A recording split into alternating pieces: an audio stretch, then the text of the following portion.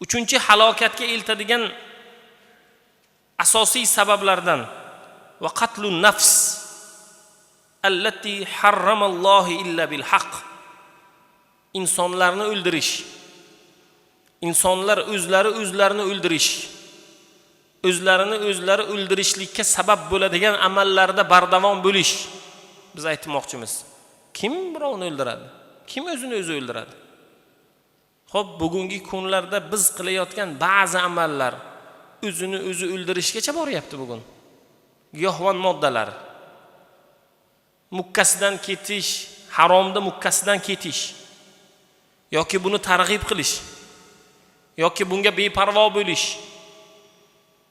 Bugungi kunda ilmiy salohiyat bilan bu masalaga yondashmaslik insonni o'zini o'zi halok qilishgacha boradi. Alloh taoloni o'zi panoh bersin. Chunki inson o'ziga o'zi mas'ul. Bugun bilamiz, bir narsa qilsak zarar chekamiz. Bir narsa qilsak buning oqibatida bizga zarar yetadi. Qanday? Sovuq suv ichsak tomog'imiz og'riydimi? Sovuq suvni ichgandan keyin bizga zarari bormi? Bor. Biz davolanyapmiz. Doktor aytgan, 10 kun davolanasan degan. Xudodan so'raganmiz shifoni. Lekin o'sha kasallikni to'liq tuzalish davri 10 kun. Biz nima qilamiz? 3 kun davolanamiz, bo'ldi. Asorati qolib ketadi mumkin. Yana qayta takrorlanadi. Erta vujudimizga yana zarar beradi. Demak, jism ham inson uchun omonat. E'tibor bering, e'tiborli bo'ling. Bilamiz tamaki mahsulotlar. Biz nima qilyapmiz? O'zimiz juda yaxshi bilamiz. Nimani iste'mol qilyapmiz? Bugungi kunda ularning turlari, xillari, ranglari juda ko'p. Unday holatlar, unday narsalarni zarari bizga borligini bilamiz, lekin davom etaveramiz. Inson sekin-sekinlik bilan o'zini halokat yoqasiga tashlaydi. Bunday ish qilishligi gunoh. Va aklu riba, halok qilguvchi amallarning davomiysi ribodan foydalanish. Bu mavzu haqida juda ko'p gapirganmiz. Alloh taoloni o'zi panoh bersin. Va aklu mali yatim, yetimni molini yeyish. Bugun biz nafaqat yetimni, xohlagan bir odamlarni molini yeyishlikka sabab bo'lyapmiz. E'tibor ham bermayapmiz. Uni ichida yetimni moli bormi? Yetim bo'lmagan insonning moli bormi? Boymi, kambag'almi, kimni moli bor? Biz e'tibor bermayapmiz buni. Bugun Alloh taoloni o'zi panoh bersin. Janoza marosimlariga boramiz. Ota vafot etgan. Farzandlar yetim qolgan. Qarzga olib bo'lsam 3-kun osh qiladi. U nima deysizmi? U yetimni molani o'sha. Chunki nimaga? Ota vafot etdi. Merosxo'r kim? O'g'il. O'g'il kim? Voyaga yetmagan. Kim u? Yetim. Oshini yeb kelamiz, nonini yeb kelamiz. Yetimni molini biz yemaymiz-ku deyishingiz mumkin. Marosimga borganmisiz o'zi? Yeb kelgansizda o'sha oshini. Biror bir xizmat yo'q, mehmon o'laroq borib kelgansiz. Borib-ku yerini haydab keyin taomini yeb kelgan bo'lsangiz, siz nima qildingiz? Uni ishini qilib, keyin ovqatini yeb keldingiz desak bo'ladi uni.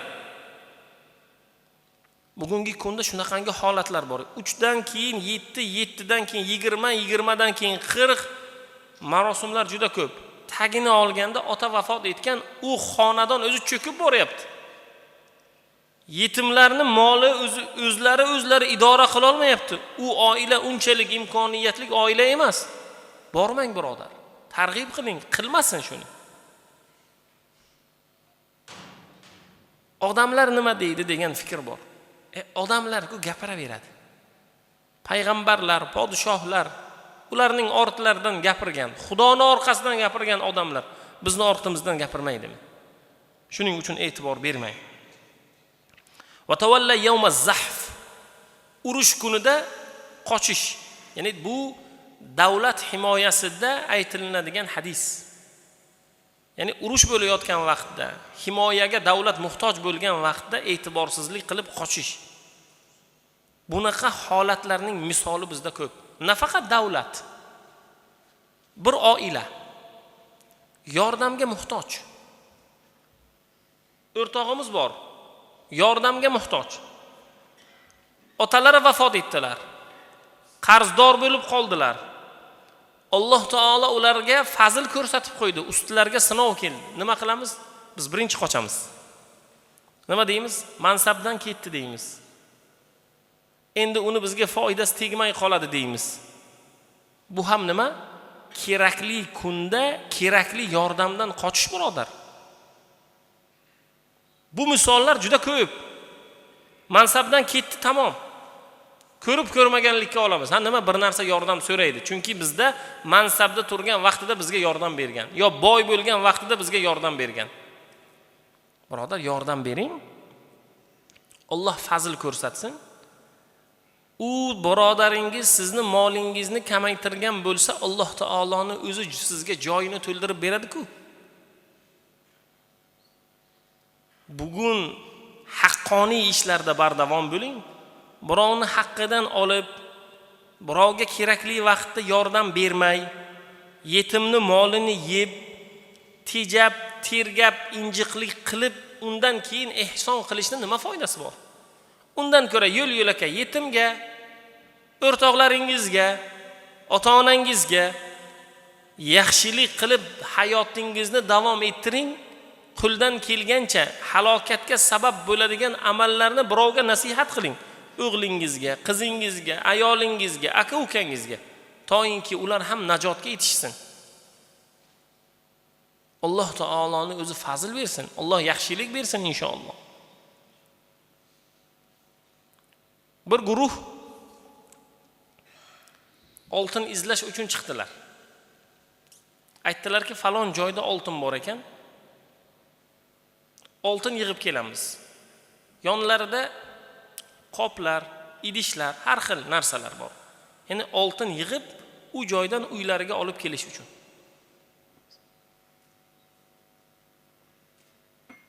Uzoq safarga chiqqanlar.